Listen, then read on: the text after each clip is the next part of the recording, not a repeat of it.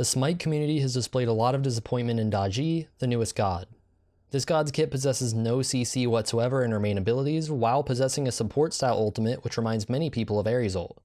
To describe Daji's kit as awkward is a serious understatement, and for her to be a viable god, she definitely does need to have some changes. So, I thought I'd have some fun and write up the changes that I think she should have. And with these changes, I want to keep Daji similar to her original intent, but also make her a more viable and interesting character. I'm also tuning the damage numbers a little bit, partially because she has a really weak early game, and I want to fix that. Most of her abilities hit really weak at level 1, while doing decent damage once they're actually ranked up. She also suffers from a really bad lack of crowd control, which is the main thing that I tried to fix. So let's kick it off with her passive. Currently, her passive causes her auto attacks to bleed, dealing extra damage every second for 2 seconds. This passive is pretty dull, and basically it just increases her auto attack damage.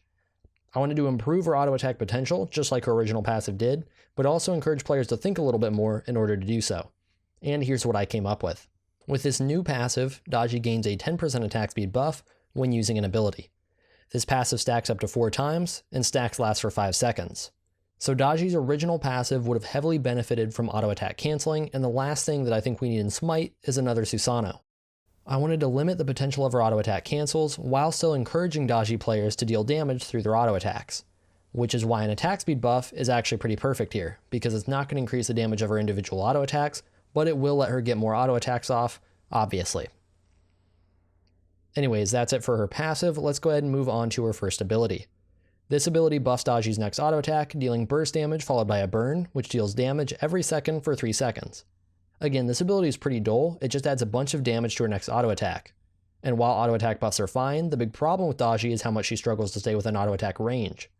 So here is my change. Daji's next auto attack burns the target, dealing 35 to 95 damage, plus 15% of her physical power and damage every 0.5 seconds for 1.5 seconds, and slows the enemy by 25% for the duration. Basically, I added in a slow to give Daji so much needed lockdown, and in return, I nerfed the damage of this ability. I also made sure to nerf the scaling of this ability, because one of the huge problems I noticed with her one is how hard it scaled, and how much it felt like an overpowered Hydra's.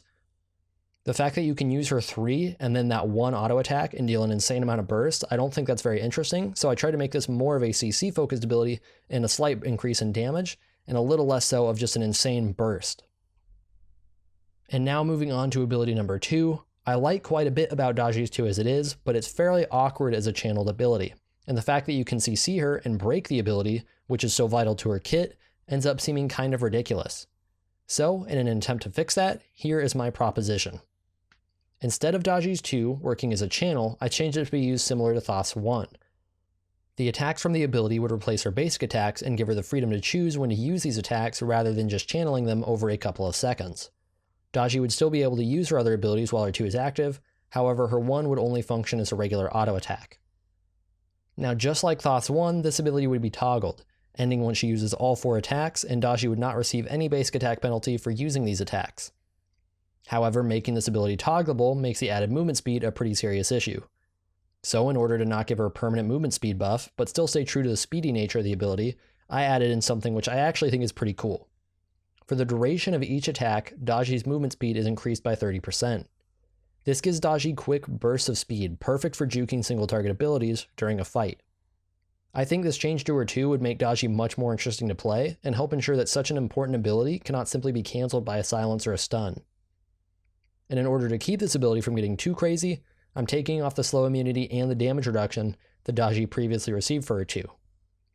Okay, so now it's time to move on to Daji's 3. I actually like this ability quite a bit as well, and props to Hi-Rez for coming up with it because it's pretty unique. However, the problem with her 3 is that even if she teleports to an enemy, she doesn't have any lockdown from the teleport itself, meaning enemies can continue to run for the whole duration. And for high ping players, this is going to be a serious issue, and even for low ping players, it's still pretty challenging. So in order to solve this, I simply added a 1-second root to the ability, so you do have a chance to get some damage off and create some setup for the slow on your first ability. And finally on to Daji's ultimate, which I feel like is a standout problem with Daji's kit. It's not that her current ult is bad, but it just doesn't fit in with the rest of her kit at all, and that's what I wanted to fix. So I completely threw out her old ult and decided to bring back a somewhat similar ult, which has been missing from SMITE now for quite a long time. And that ultimate is the old Arachne ult. With Daji's new ult, she summons her Powwow directly in front of her, which fires a chain forward, pulling the first god hit and stunning them against the Powwow for 1 second. Upon impact with the Powwow, the enemy receives 150 damage to 450 damage, plus 120% physical power scaling. Like Arachne ult, this would be a fairly long and skinny pull, which is somewhat difficult to hit. And to make up for that, I'm giving this ability a cooldown of 60 seconds. As well, this ability doesn't deal damage until the enemy reaches the Powwow, which means players who beads before the impact won't take any damage. So this new ultimate is much more true to Daji's single target nature, and it still retains some similarities to her original ult. Anyways, that's my revision of Daji's kit, everyone. I hope you like it. If you have any thoughts on either my revised kit or on Daji's original kit, definitely feel free to comment down below. I'm well aware that some of these damage numbers may need to be buffed or nerfed if implemented, and I'm sure some of you think these changes made her overpowered, while others probably think she'd remain underpowered. But all that said, thanks for watching, everyone. Hope you enjoyed the video, and I'll see you next time. I've been seeking for the glory. Say my name. And I've been trying to write my own story in the search for fame. I'm sitting here in this empty room, walls keep tumbling down.